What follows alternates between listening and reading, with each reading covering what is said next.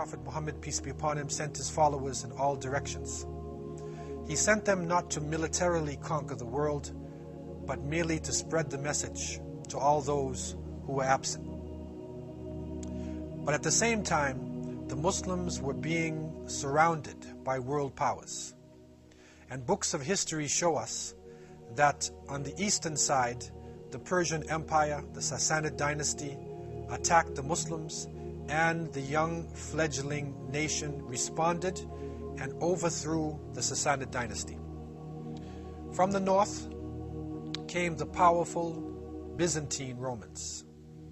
They attacked the Muslims from their northern borders, and the young Islamic state responded, and they were able to defeat the Roman Empire. Muslims were merely responding to the attack that had come to them from different angles. Islam was a religion of peace, but at the same time a religion of justice.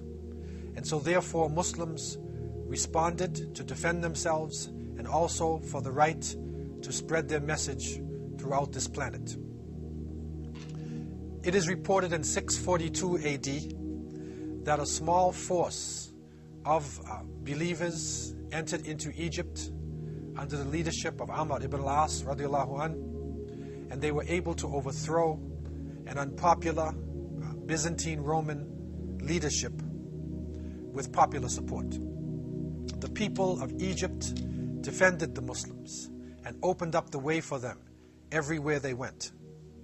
And from Egypt, they continued on to the west until it is reported that they even reached as far as the Atlantic Ocean. And one of the famous Sahaba named Uqba ibn Nafi' radiallahu an is reported to have reached the Atlantic and to say that if I knew there was land across you, I would take this message for Allah subhanahu wa ta'ala. Uqba established a base that they call Qayrawan. And this became a central point for the Muslims in the area of Tunis. It was a place where they were able to take in traffic coming from the east, to deal with the people of the west, to set up a port for the Mediterranean Sea, and also to get a view and an opening to the Sea of Sand to the south. By the year 705, Islam was spreading across this region, not based upon these military confrontations. What was happening was a natural relationship where, as a result of migration, people migrating after the conquests, also trade, and the wandering of scholars and mystics. Because of this, Islam was able to naturally spread, and people who were not Muslims were able to come in contact with the Arabic language and with the teachings of the Creator of the heavens and the earth. And so Arabic, in a sense, became a lingua franca. It became a common language spoken by non-Arabic speaking people and used as a language for commerce, for science, and for communications. In 711, it is reported that the leader of the Muslims in North Africa, Musa bin Nusayr radiallahu an, responded to a call that came from believers in one God, from Unitarian Christians who were living across the straits of the Mediterranean. They were living in what was known as the Iberian Peninsula. And so in responding to the Jews and to the Unitarian Christians, Musa bin Nusayr sent his leading general, Tariq ibn Ziyad rahimahullah, who went across the straits, who landed on a mountain, and they called it Jebel Tariq. And so Jebel Tariq is now today Gibraltar. He landed on this mountain, and with a small force of approximately 17,000 Muslims, he faced the army of the Visigoths. It is reported that Roderick, the king of the Visigoths, brought an army of over 100,000 warriors, to meet the Muslims on these plains. But through the help of the Creator of the heavens and the earth, and through the justice that the Muslims were defending, they were able to defeat Roderick and to continue into what is now known as Spain and Portugal. By the year 755, this area that became known as Al-Andalus was visited by Abdurrahman al-Saqr, who was one of the leaders of the Umayyad dynasty, who had escaped the major confrontations of the East. He landed in Al-Andalus and he was chosen by the people to be Amir al-Mu'mineen. He established a city called Qur'an, and it was in this city that he established the capital of the State of Islam in Spain, Portugal, and all of that region. This area was known as a center point religiously and in terms of civilization. Cordoba had been a major base for the belief in Christianity, and it is reported that the Muslims purchased the land of the cathedral and they built a very beautiful masjid. That house of worship was considered to be the largest mosque or the largest house of worship in the whole of Europe at the time. Aqueducts were built in order to bring in water, and the city developed significantly till the point where by the year 1000, Cordoba was the largest city on earth. The water was flowing in the streets. The city became known for its fame and for its importance. Historians tell us that at its height, Cordoba had approximately 200,000 houses, 600 mosques, 900 public baths, 50 hospitals, and we find huge markets, and we find in some of the trade unions, for instance, with the weavers who were weaving cloth alone, there were over 15,000 weavers in Cordoba at that time alone. It also became known for its beautiful Jamiat mosque, whose architecture is still copied today in many of the mosques and centers throughout the planet. What was interesting about this city is that as Europe and many parts of the world lay in darkness, Cordoba was a lighted city. For 10 miles you could walk in any direction in lighted streets. Running water was moving throughout the city, and knowledge was so important that the Khalifa, the Caliph Hakam II, who ruled from 961 to 976, had a private library of over 400,000 books. The following is a letter from King George II of England to Hisham III, who ruled from 1027 to 1031. He was seeking permission for an English princess to study in Cordoba. The letter goes as follows: from George II, King of England, Gaul, Sweden, and Norway, to the Caliph of the Muslims of the Kingdom of Spain, His Majesty Hisham III. We have been advised that science, knowledge, technology, and industry are far advanced in your country. Therefore, we wish to take the opportunity for our youth to benefit from your achievements, as our country lacks in these facilities and is in total darkness. We hope this opportunity will give us the chance to follow in your footsteps to illuminate our people with knowledge.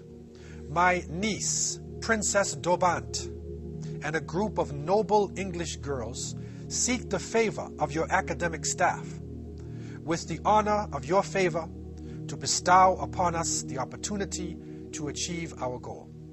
The young princess is carrying a gift to your majesty. Your acceptance will honor us. Your obedient servant, George II. This is an example of the level and the heights that Muslims had reached in this part of the world. A recent study was done in the year 2000 on the occasion of the millennium, and it looked at the world in the year 1000 AD. It was interesting to note that there were only 280 million people on earth at that time. But what is astonishing about this period, from this study done by a leading magazine in the world, it showed the top 10 cities in the world. 1, Cordoba, the largest city on earth in the year 1000. 2, Kaifeng, in part of Sung, China. 3, Constantinople, in Byzantium. 4, Angkor, Cambodia. 5, Kyoto, Japan. But 6 was Cairo, in Fatimid, Egypt. 7, Baghdad. 8, Naysapur, in present-day Iran. 9, Al-Hassa, in present-day Arabia. And 10, Isfahan, in present-day Persia. So out of 10 leading cities, 6 of them were Islamic capitals. This showed the extent of Islamic power and authority in this time. Muslims were making great achievements and having a profound influence upon people throughout the planet, and people would send their children.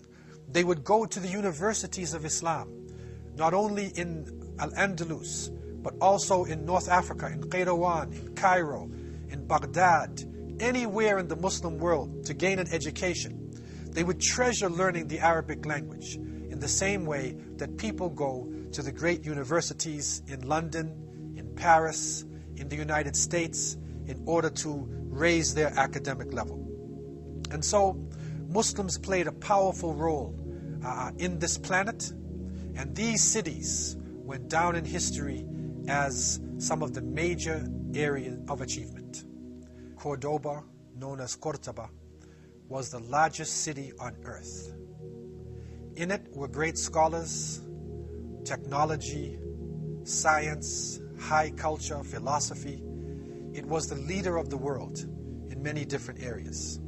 And it is astonishing today for young students to look back at history and to realize the level that Muslim scientists had actually reached. In many history books, we are told that the world went into what is called the Dark Ages. The lights went off somewhere around the 5th century and didn't come back in until around the 15th century with the European Renaissance. The reality was that from the 7th century to the 17th century, Muslims were making profound contributions to science and to all of the different aspects of present-day modern civilization. One study that was done looked at some of the sciences that were originated by Muslims, and they found some astonishing facts. From amongst these sciences were the following: algebra, which is an Arabic word, jabr; anesthesia; biology; botany; cardiology; cartography, map making; chemistry; dermatology; ecology; embryology; emergency medicine; ethnography; geography; geology; gynecology; horticulture; human physiology; internal medicine; medical ethics; metallurgy; mineralogy; modern science; modern medicine; modern arithmetic; obstetrics; optics; orthopedics; pathology; parasitology; pharmacology; preventive medicine; psychiatry; psychology; public health; pulmonary medicine; sociology; toxicology; trigonometry; urology; veterinary medicine, and zoology. It is astonishing when we go back and look at this, because we are seeing that the roots of these sciences have been cut off. We also find in a study that was done by historians that Muslims not only developed these sciences, but they also advanced others, like acoustics, agronomy, anatomy, astronomy, calculus, electrochemistry, engineering, genetics, geometry, geophysics, meteorology, physics, taxonomy, and zoology. Muslims made profound contributions, and the world at that time could not have advanced if it were not for Muslim scientists taking the knowledge of the world in the spirit of the Prophet Muhammad, peace be upon him, who had said, lost knowledge is the lost property of a believer. Al-hikmah dalat al-mu'min. In any way he finds it, he is most deserving of it. So in this spirit, the Muslims were able to develop the concept of zero, which is sifar. When you count today in Arabic numbers, 1, 2, 3, 4, 5, you're actually counting in the Arabic language. And that is a shock for most people who don't realize the big jump from Roman numerals into this modern mathematical system. Also, the scientific method that we use today and that universities in Western countries cherish so much was developed by the Muslims. The historical method that we recognize is so powerful today in putting together an objective look in history was developed by the Muslims, and people like Ibn Khaldun in his Muqaddimah made profound contributions to history and to sociology. And so you look at words like algebra, jabr, alchemy, from alchemia, which goes into chemistry, and you'll see literally hundreds of solid subjects and foundations of modern day science. From amongst the amazing achievements of the Muslims were important devices and substances that were introduced into the West. There are so many that we don't have time to cover them all. But here are a few. Cotton, paper, these are introduced by Muslims, not necessarily discovered or developed, but they introduced them to the West. Cotton, paper, glass mirrors, street lamps, salt, colored glass, silk, pepper, medicinal herbs, handkerchiefs, deodorant, kerosene, cotton clothing, linen, firearms, cotton balls, postage stamps, book binding, clocks, soap, astrolabes, compasses for navigation, slide rules, flasks, surgical instruments, windmills, artificial teeth, spinning wheels, globes, citrus fruits, melons, carpets, eyeglasses, and the list goes on. We even find things like porcelain, almanacs, encyclopedias, saddles for riding horses, sulfuric acid used in experiments. This introduction of culture, this transfer of information and developing of science, this is the basis of the European Renaissance, and it is the basis of the modern world that we live in today. If we look at history in an objective way, then we see that the torch of civilization did not start in one particular part of the world, but it was shared by people all throughout the planet. In the same way that the ancient Greeks recognized that they got their civilization from ancient Egypt, they got it from the Phoenicians, then we today should also recognize the fact that the comforts that we are living in, that the different aspects of science came to us not through magic, but it came through a transfer of information from Muslims who were living in Andalus, now known as Spain and Portugal, into the rest of Europe. Cities such as Toledo, Seville, Granada, Cordoba, and in Valencia, and you can continue to list the powerful cities of learning, the universities They were beacons of light in the darkness of Europe at the time. After the fall of the Roman Empire, scientists and people of learning were being tortured by religious people. And so therefore, what Islam introduced is a new relationship with science, that a person who believes in one God should actually be more religious than somebody who doesn't believe in God. Because the multiplicity of creation, the beautiful names of creatures, the colors, the complexity within the universe is only testimony to the presence of a creator of the heavens and the earth. And so the Muslims, with this Tawheedic understanding, this unity, bringing together the belief in one God, bringing together the understanding that human beings are all part of one family, with respect for knowledge, whether it came from the Arab world or whether it came from Africa, Asia, Europe, they were able to come together and to give Europe and the rest of the world the boost that it needed to come out of the dark ages, to come out of their problems and into the modern world. And so, with this thought, we need to review our understanding of science.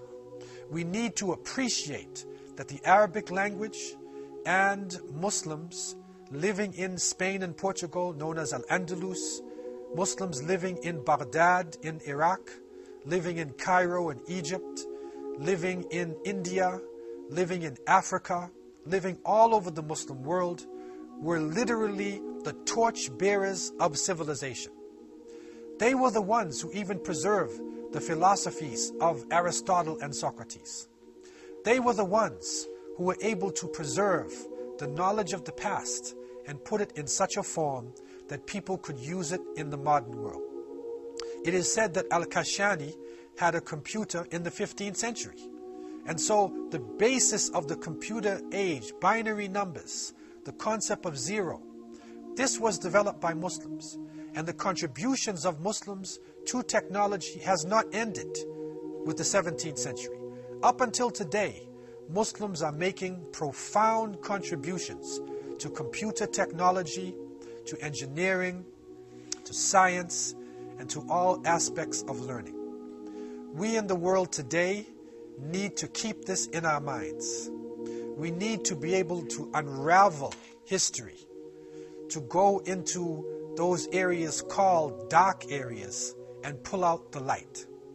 If we can do this, then maybe we would be able to appreciate each other more in this tense, confusing world today. We would be able to understand that nothing came about without a relationship with that which came before it, and that everything comes from Allah subhanahu wa ta'ala, the creator of the heavens and the earth. Such was the story of Islam crossing over North Africa and into the straits.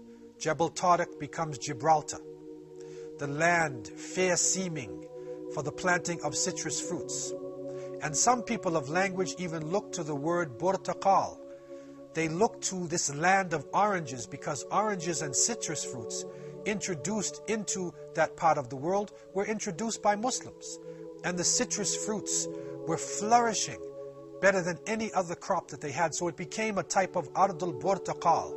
And so Burtaqal, according to some linguists, becomes Portugal. It is amazing when we go into the roots of terminologies, when we are objective with our history, and when we look at people throughout this planet as part of the same family. These are part of the untold stories of history. This is part of the legacy that came from the Prophet Muhammad, peace and blessings be upon him. We hope to look at the relationship of Cordoba and the achievements made by Muslims to the rest of the world. What happened to Spain? What happened to these great heights? Where did the people go from Andalusia? What happened to the Muslims who had reached such a high level of technology? We hope to be able to unlock other treasure chests and to bring out gems of wisdom that can benefit the younger generation, that can benefit historians and hopefully can benefit even the people who are ruling this planet. The Prophet Muhammad, peace be upon him, was the last of prophets and messengers, and he came to unite humanity and as a mercy to all mankind. I leave you with these thoughts in peace. Assalamu alaikum wa rahmatullahi wa barakatuh.